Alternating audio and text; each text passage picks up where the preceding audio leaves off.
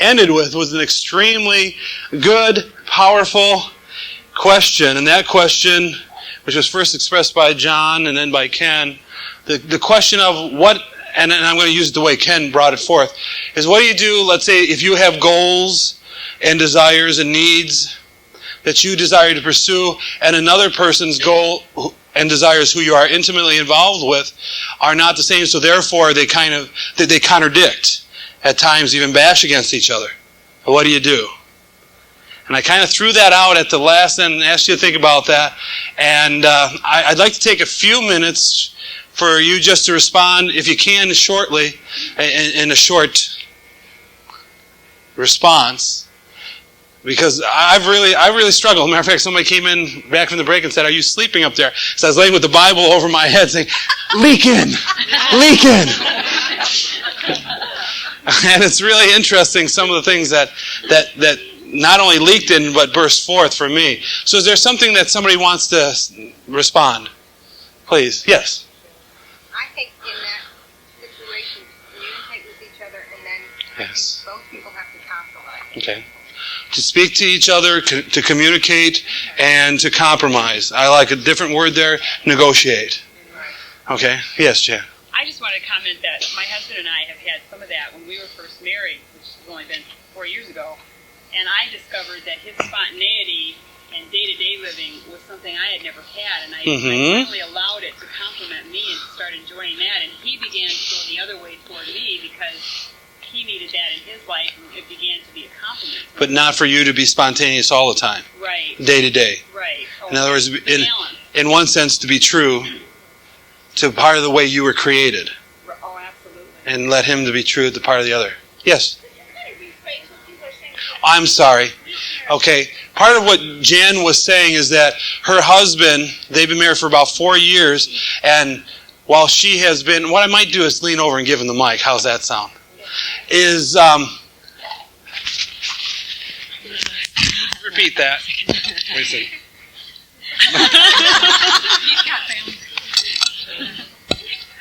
Just that when we were first married, my husband was so spontaneous that it was hard for me because I wanted to be the planner and I wanted to have everything set and have goals and all that sort of thing.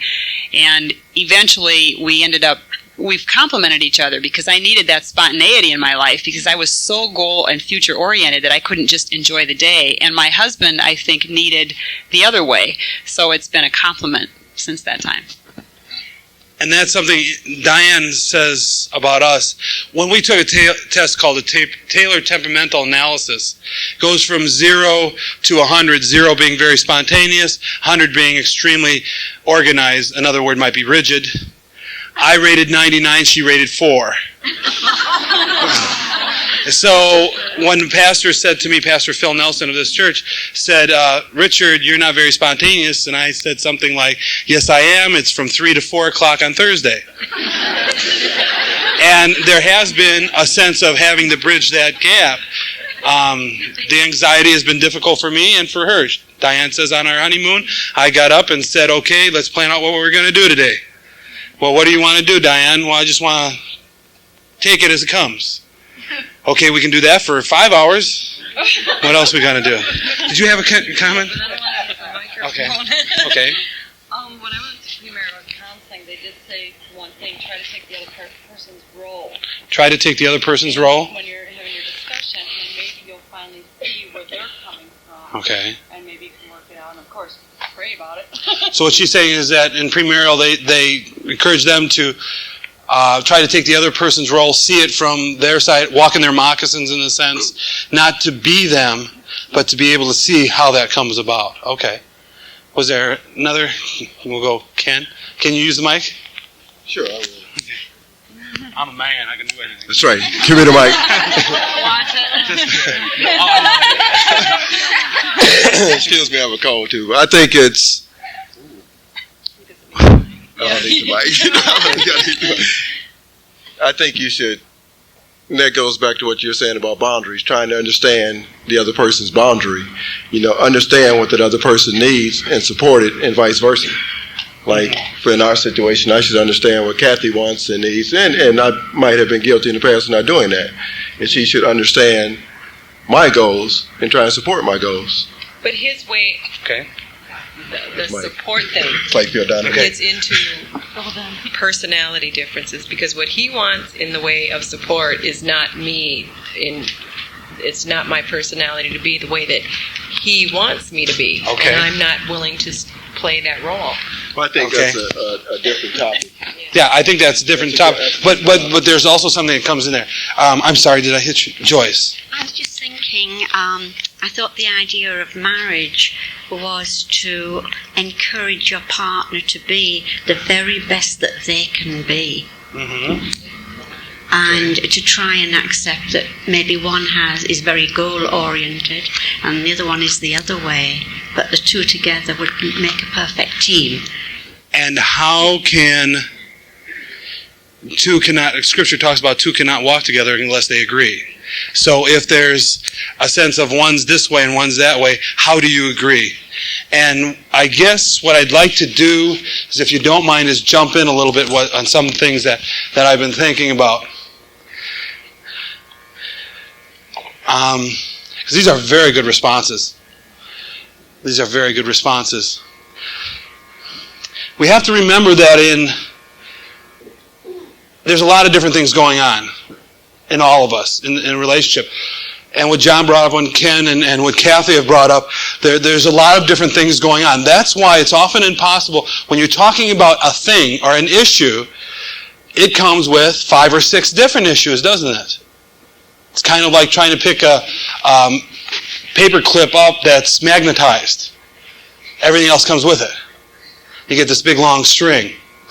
And when we're talking about, basically we're first of all talking not so much, we're talking about boundaries, but we're talking about expectations. And whenever there's expectations, you have 4 different expectations going on. You have, if I'm in a relationship, I have my expectation, goal-oriented. My wife's expectation, spontaneous. Then we also have the expectation of others. And I'll change the illustration. I am a pastor. I have expectations of what that is. My wife has expectations of what a pastor's wife is. She might not want to live up to those, or what my expectations of her being the wife of a pastor is. Thirdly, we have the church that says this is what a pastor's wife should be. And this is what a pastor should be. Pastor has to be in church every day, from sunup to sundown. If anything's going on, even if it's ministry to the golden retrievers in the neighborhood, he has to be there. Then you also have God's expectation. And I find that often the 4 expectations aren't the same. And in that, part of the working out, if there's communication, and there needs to be communication. And what is communication? Communication is not persuasion. That's what we often think of, and especially often from a male point of view, is communication is to persuade, to make you come around to this type of thinking. And I think that is a perversion. I'm very strong on that. That communication is not persuasion. I make a difference between... It's too loud? It's only talk. What? Communication can be only talk. Yeah. Yet, communication is what often brings people to move. It brings in information in order to make decisions. Because with all these expectations, the first question I need to ask anyone, that God asks us, is what is the price you want to pay? And number 2, what is the price you are willing to pay? There's a difference. Pardon me? What is the price? Well, let me switch it around. What is the price you're willing to pay? Number 2, what is the price you want to pay? Pardon me? When you're in a relationship, concerning a conflict that's arising, concerning boundaries or expectations. When there's expectations and one person is here and another person is here, what is the price you're willing to pay and what is the price you want to pay in order to reconcile or to work out this, resolve it. Now for the man, I loved what this brother up front said, is communication is often just this, just talking. And often from a male point of view, that's what it is. But it's not from the woman's point of view, is it? Because one of the goals, one of the desires and needs of a woman is what? Is to be listened to be validated, and to be understood. It's not so much for the woman to persuade the other side. The only thing that's trying to be persuaded is, do you hear me? Do you understand me? Do you walk in the moccasins?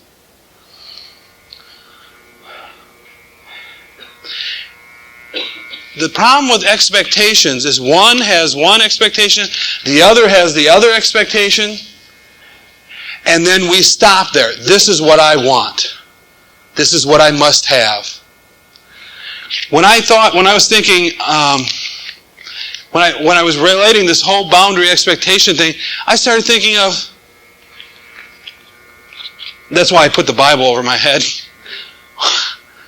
What about Christ when he was on this earth? He had a goal, did he not? And his goal was it was Jerusalem, it says, to go there and to be crucified. Yet even in that goal, he struggled in the garden saying, Lord, take this from my hand. And others around him did not agree with that goal. How many times did Peter get rebuked for saying, no. The hardest problem, when I was sitting here and I was thinking about this question, I'm thinking, I'm sitting here, I'm going to own this.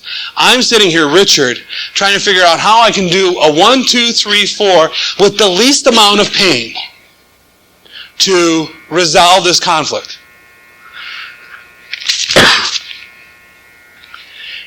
Yet, it is conflicts like this that are most difficult and painful, and are also worthy to be pursued, worthy to be worked out. It's not going to be worked out on Monday, Saturday, Sunday, Tuesday. I believe that in just to use the illustration that came up, and it's even what Ken and Kathy were both saying, was that he needs to hear and listen and understand, and so does Kathy. And at times to decide, what are you going to give up? And where is God in all this? What is God desiring? If this huge conflict, no, it's not a huge conflict, but if this becomes a huge conflict, if this is well, in all of our lives, this is a huge conflict. If the conflict of goal versus goal, expectation versus expectation, gets so huge that it will destroy the relationship, then I believe God says we need to reorder these goals. Because someone recently said, when facing a divorce, that it's God's will always for us to stay married. And I agree with that. And if the marriage does not work, then it is God's will for the relationship to be restored or reconciled. If that doesn't happen, then it is God's will for us to heal and to go on. And the healing means owning what's mine.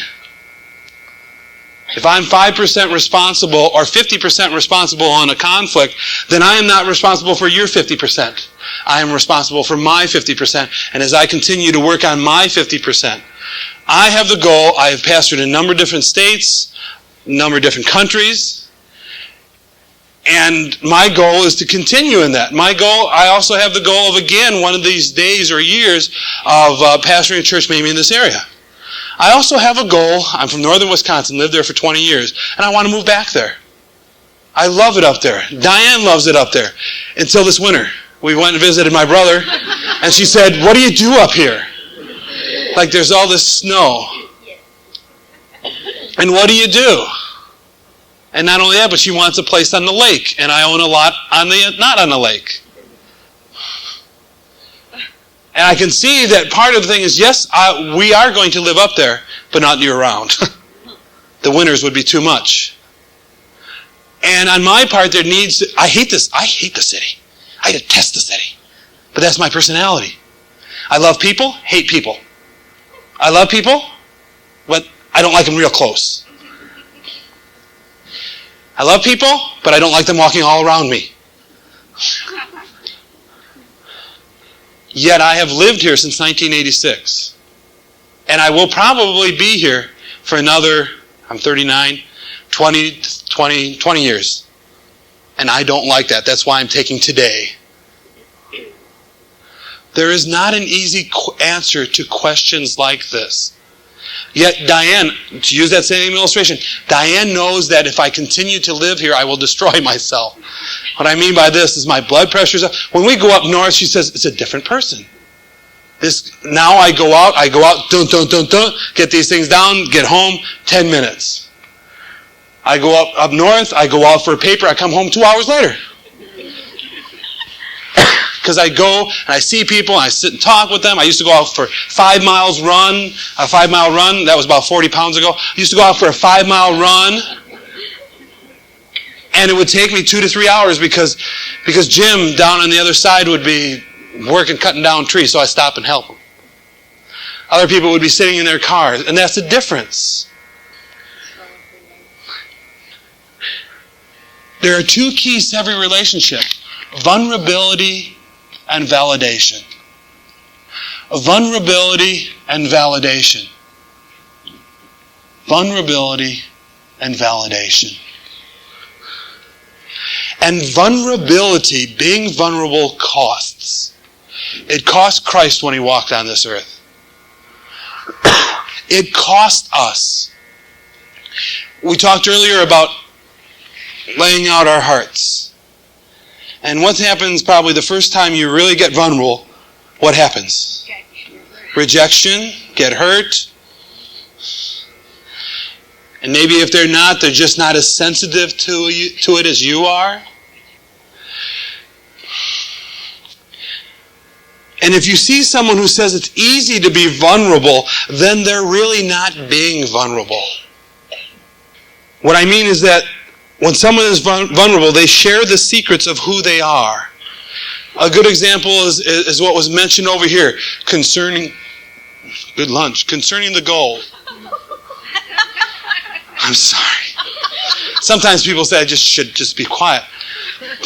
What was shared over here is to be vulnerable is not just stating this is what's going on or a difference in who we are. But being vulnerable might mean saying something like, when I'm unable to pursue this or some goal like this that is very significant to me, I wonder even why should I keep on going and living? Now that's an intense vulnerability, but it's saying that this is very important to the fiber of my being. Now what ends up happening is that becomes manipulation. Therefore, on the other side, well, if they're feeling that way, then I need to take care of that feeling, and then therefore they should be able to do whatever they want. No. But that's not what ends up happening. And for many of us, when somebody shares that part, I remember talking with somebody over the phone the other day, and they said, I'm not suicidal, but I really don't want to go on living. And the first thing I said to him, well, in the event you're in, I can understand that fully. And also what happened? They were vulnerable and validated. Stamped. Now you might not agree, and that's okay. I remember saying to Diane recently, I don't agree. Oh boy, did that cause something on my side. On my side. Vulnerability. When people say they're vulnerable and it seems like for them it's not uncomfortable at all, then in a sense, the area that they have labeled top secret still hasn't been reached yet. Many of you at the break came up to me and shared some secrets. And and a couple of you even said, I don't want to announce this to everybody, but I need to tell somebody. And how do you get rid of secret sins? By the way, a lot of us have pet sins. They're like on leashes. We don't ever do them, but when the time comes, okay. And secret sins, nobody knows about them. And when I'm talking about secret sins, I'm talking about something maybe that has happened in the past that has injured or hurt you mightily in the soul. And today you're feeling the ramifications of that. You don't want to do something, yet you're struggling inside because of this event. So how do you get away from those secret things? How do you, in a sense, cure them? Talk about, bring the secret to light. So that means right now, Darlita, you get up and tell everybody everything. No! I shared earlier that I'm a chaplain in Coaxa, Christians Unite Against Child Sexual Abuse. And I have experienced that as a child.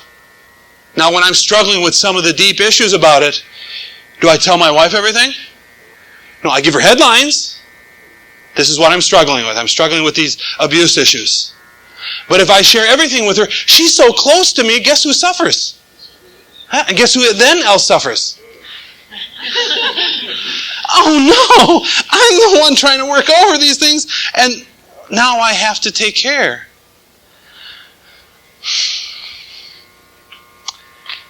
God has created us for relationship and community. After Jesus died and rose to heaven, what was birthed? Anybody? The church. And what is the church?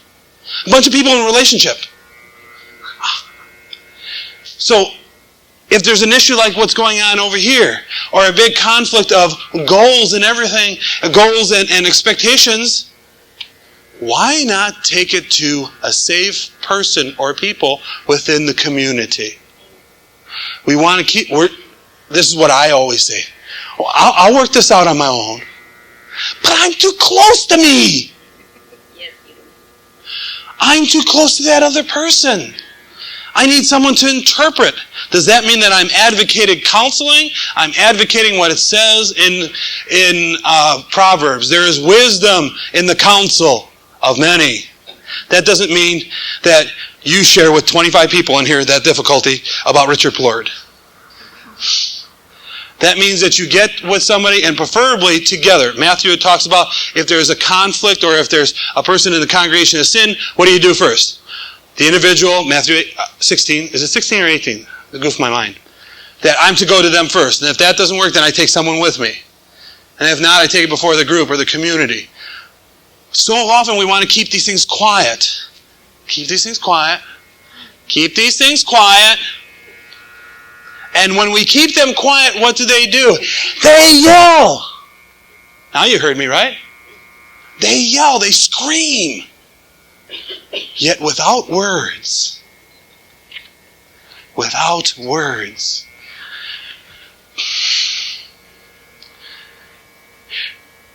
With vulnerability, we still need to beware. How can I share who I am without letting myself be ripped apart by others? And even by that person whom I love the most and whom I know loves me the most. There is no easy answer to this question. Relationships, I hate saying this because I don't like it. Relationships cost. They really do. At times in relationships, the closer the relationship, there's times when you have to give up some of yourself in order to get all of yourself. Now that's a difficult concept to bring out, but to give up part of myself, to set part of me to the side so that more of me can come forth. Vulnerability, though, without validation can be abusive. Vulnerability without validation can become abusive.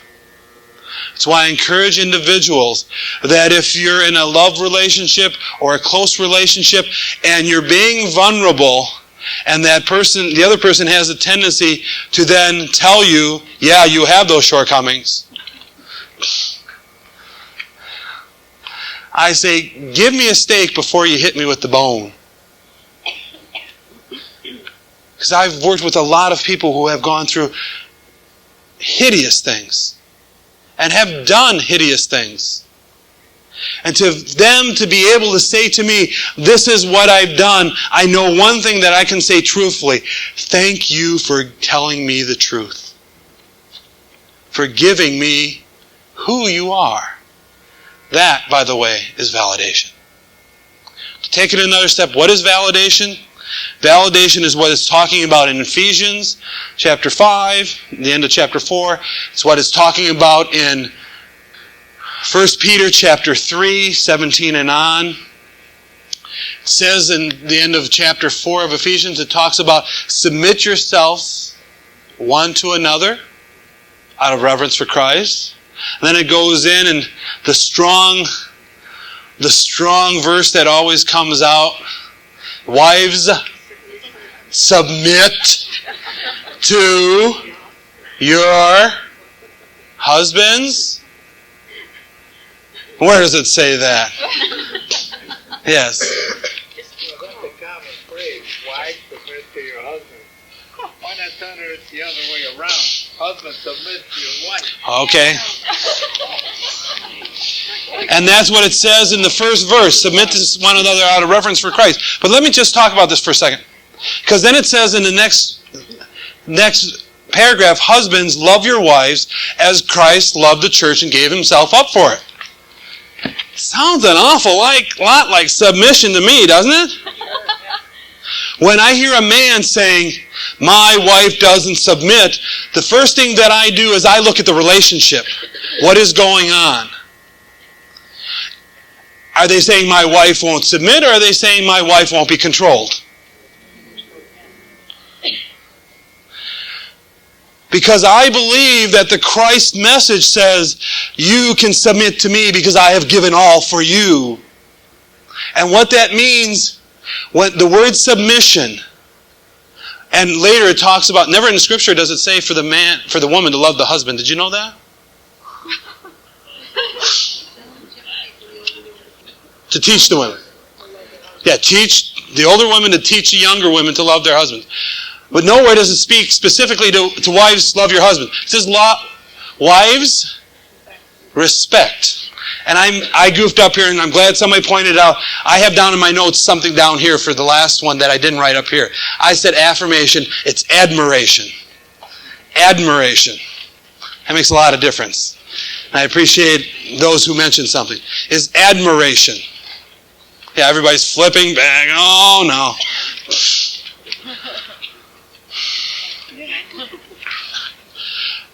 The concept of submission or respect comes from the same root word in the Greek, which means to honor. So when it says submit to one another, it means honor one another. When it says, wives, submit to your husbands, wives, honor your husbands. The concept of honoring is valuing.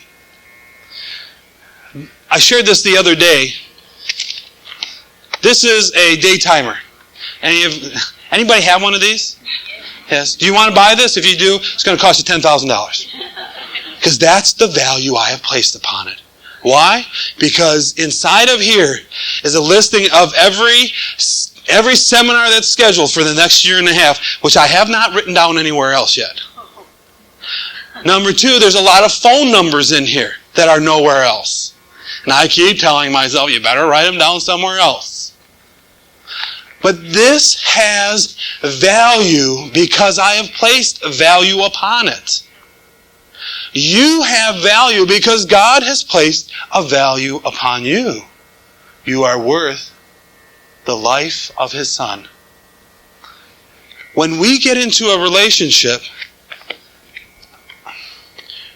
how much we decide we're going to honor the other will determine how much we're willing to put into the relationship. Someone beginning who's a good friend gave me a little bookmark from Hawaii. And I've had it sitting up here for two reasons.